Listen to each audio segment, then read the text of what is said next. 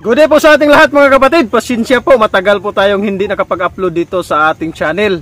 Ayan, busy kasi at marami din ginagawa. For this video, gagawa po tayo ng content patungkol po sa Foulpox o yung bulutong.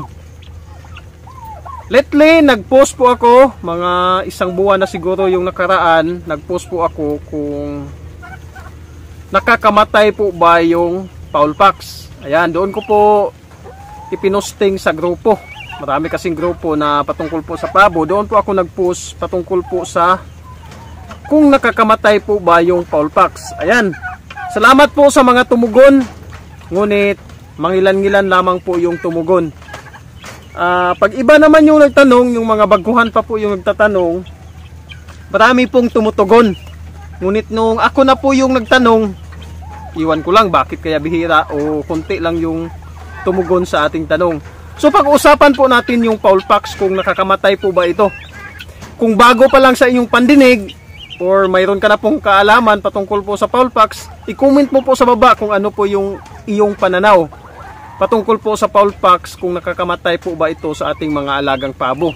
Focus na lang tayo dito sa pabo. At ito po, samahan niyo po ako. Here we go, let's go! So magtatanong po tayo, ano po ba itong Foulpox? Ayan. Sa hindi pa po nakakaalam mga kapatid, ang Foulpox po, sakit po yan ng mga poultry. Sa riktang pagkasabi, sakit po yan ng mga alagang ibon. Yung pabo, manok, kalapati, yan po yung madalas na nakikita nating natatamaan yan. Basta bilong po sa ibon. Bilong po kasi sa ibon yung manok at saka pabo. Ayan. Saan po madalas tumatama itong Foulpox? Dito na lang tayo sa pabo. Sa pabo po mga kapatid, madalas po yan tumatama sa bandang noo, sa ilong, sa mata, sa ulo, sa liig, sa paa, at maging sa pakpak. Diyan po yan madalas natin nakikita. Ano po ba yung karaniwang dahilan o sanhi ng pagkakaroon ng Foulpox ng ating mga alagang pabo? Ayan. So, bibigyan ko na lamang kayo ng overview patungkol po doon sa Foulpox, kung saan ito madalas nanggaling o dahilan ng pagkakaroon ng Foulpox ng ating mga alagang pabo. Ang unang dahilan po niyan mga kapatid ay yun pong kagat ng lamok. Isa po yan. Lalo na pag maagang walang ilaw yung ating mga sisiw, ayan, nagkakaroon po sila ng Foulpox dahil sa kagat ng lamok. At yung pangalawa naman, ang pangalawang dahilan naman mga kapatid ng Foulpox ng ating mga alagang pabo ay yun pong dahil sa bully. Ayan, yung mga sisiw mga kapatid, pag marami po sila sa kulungan, yung iba niyan ay binubuli ng kanilang kasama. Isa po yan sa dahilan. Lalo na pag marami rin sila sa loob ng kulungan, yung iba na apak-apakan, lalo na sa oras ng pagkain natin, kasi dinudumog nila yung harapan sa bandang pintuan kung saan po tayo nagbibigay ng kanilang pagkain, yung iba natatapak-tapakan. Sobrang talim po yan ng kanilang kuko. Ayan o. Ayan, pag matulis po kasi yan, kaya yung iba nagkakasugat yung pakpak, yung likod, yung ulo. Ayan, yan po yung pangalawa, dahil nabuli, dahil sa tuhak ng kanilang kasama. Tapos yung pangatlo ay dahil po sa mating. Ayan, yung mating, naging sanhi po yan ng Foulpox sa paa. Pag nagkakasugat yung kanilang paa, ayun, nade-develop po yan na magiging Foulpox. So, yan lamang po yung mga posibilidad talaga na nakikita ko kung bakit nagkakaroon ng Foulpox yung ating mga pabo. Una, lamok. Pangalawa, yung bully o yung natutuhak, naaapakan, nagkakasugat, ayun. Tapos yung pangatlo ay yun pong mating, yung sahig ng kulungan ng ating mga sisiw. Madalas po sa Foulpox mga kapatid, tumatama po yan sa edad na 1 buwan pataas. Yung pabo natin na magsisimula ng malagas yung balahibo sa kanyang ulo, ayan, dyan po yan magsisimulang nagkakaroon ng Foulpox. Minsan mayroon naman pag matatanda na, ngunit bibihira na lang. So doon po tayo sa tanong kung nakakamatay po ba yung fowl pox sa ating mga alagang pabo. Ayan. So nakapag-comment na ba kayo kung ano po yung inyong sagot? Sa akin po mga kapatid, ang sagot ko po dyan ay dalawa po. Kasi kaya pa iba-iba yung mga sagot ng mga kasama natin pagdating sa fowl pox, kasi depende kasi yan sa anong fowl pox o klase ng fowl pox na kanilang naranasan. Mayroon kasing minor at mayroon ring grabe. Mayroon ring minor na nakakamatay, mayroon ring grabe na hindi rin nakakamatay. Ayan. Sa anong paraan po ba matatawag natin na yung fowl pox ay nakakamatay po sa ating mga alagang pabo?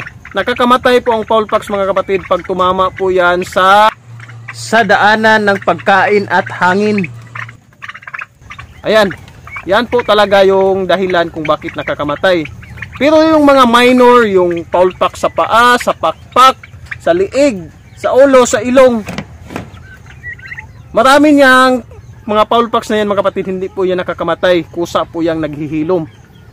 Ang talagang nakakamatay lamang ay yun pong sa loob na kanilang bunganga tumama yung fowl pox, kasi hindi na sila makakain. Naranasan ko rin, kahit natanggal na yung mata mga kapatid dahil sa fowl pox, tapos sinalo ng coryza, natanggal na yung dalawang mata, ayun, buhay pa rin yung alaga kong pabo.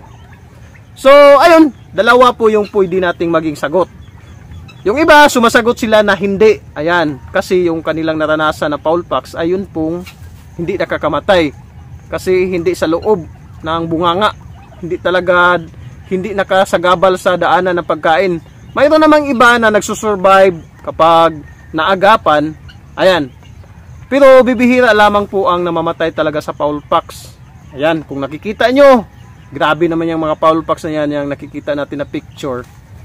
Ang pinaka-ideal na paraan lamang dyan mga kapatid ay hindi po natin paaabuti na lumala po yung fowl pox. Yun po yung aking sagot mga kapatid.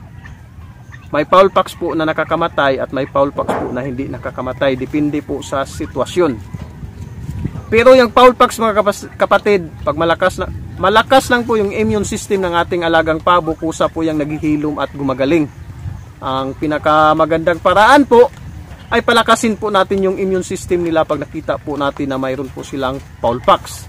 So marami pong mga alternatibong paraan o gamot sa fowl pox. Pag synthetic po na gamot, ang madalas ko pong ginagamit dyan ay yun pong Thymol. Ayan, napakamura lang naman. Yung 50 pieces na Thymol tablet, nasa 150 lang naman siguro yung isang buti niyan. Matagal na yan. Pag sisiw, kalahati ang ipainom, tapos kinabukasan yung kalahati. Ayan, ang pinakamainam lang po, basta hindi lang po nasana yung ating alagang pabo sa antibiotic. Ayan, napakadaling gamutin lang po ng Thymol mga kapatid. Kahit yung mga herbal lamang po na alternative medicine mga kapatid, madali lang po yung gamutin. Basta hindi lang po nasana yung ating pabo sa antibiotic. May iba kasi, dating ginagawa ko po, kahit walang sakit yung aking alaga, nilalagyan ko po ng antibiotic yung kanilang tubig. Ayan, hindi na natin i-mention yung mga antibiotic na nabibili natin na hinahalo sa tubig. Kahit walang sakit, atin na pong sinasanay. Ayan, mamumroblema po tayo pagdating ng araw pag nagkaroon ng sakit yung ating pabo, kahit fowl pox at sipon lang, simpleng sipon. Ayan, mahabang gamutan kasi ayun, nasanay po yung ating pabo sa antibiotic. Yung fowl pox po, pwede nating sabihin na nakakamatay, pwede rin nating sabihin na hindi nakakamatay. Depende po sa sitwasyon. Pero tandaan nyo po, yung fowl pox ay kusa po yung gumagaling basta't malakas lang po yung immune system ng ating mga alagang pabo. Madalas na dumadating yan sa edad na 1 buwan pataas, papuntang 3 buwan. Yan talagang 1 buwan, papuntang 2 buwan. Pag unti-unti nang naaalis yung balahibo sa ulo. Ayan, kagaya nito si Baking, ayan, wala nang balahibo yung kanyang ulo at liig kasi mahigit na siya sa 2 buwan. So, ayan, lalo na pag yung nating kinuha yung ilaw, kumbaga wala pong ilaw nung kanilang kulungan pagkagabi. So yan po yung isang sanhi, kasi nakakapenetrate po yung lamok, tapos nagkukumpulan sila. Pag marami sila nagkukumpulan, ayun, yan po yung isang dahilan. So ayun na po mga kapatid, yun po yung aking paraan. Pag synthetic, Thymol. Tapos pag marami-rami na po sa kanyang liig, sa ulo, Ang ginagawa ko naman na paraan ay binabaklas ko po. Hinuhugasan, nilalagyan ng toothpaste, tapos amoxicillin. Ayan, kusa na yung naghihilo mga kapatid. Basta ang gagawin lang natin ay palakasin po natin yung kanilang immune system. Yung iba, nagkataon lang siguro na may Foulpox na, tapos tinamaan pa ng sakit yung pabo sa loob ng kanyang katawan, tumama yung sakit, ayun, talagang dido po talaga yan. Pero pag malakas lang po yung immune system mga kapatid, kusa po yung gagaling. Hindi po pareha yung Foulpox talaga mga kapatid. May iba-iba po yung karakteristik. Ayan. Kahit saan kasi yan tumatama, sa paa, sa liig, sa pakpak, sa ulo, sa ilong, sa mata. Ayan. Hindi po yan nakakamatay pag dyan po tumama. Basta't hindi lang po nakaepekto sa daanan ng kanilang pagkain. Sana po nakabigay ito ng kaunting impormasyon. Hanggang dito na lang. Lagi nyo pong tandaan na ang paggawa ng mabuti ay di nagbubunga ng masama. See you on my next vlog. Bye-bye.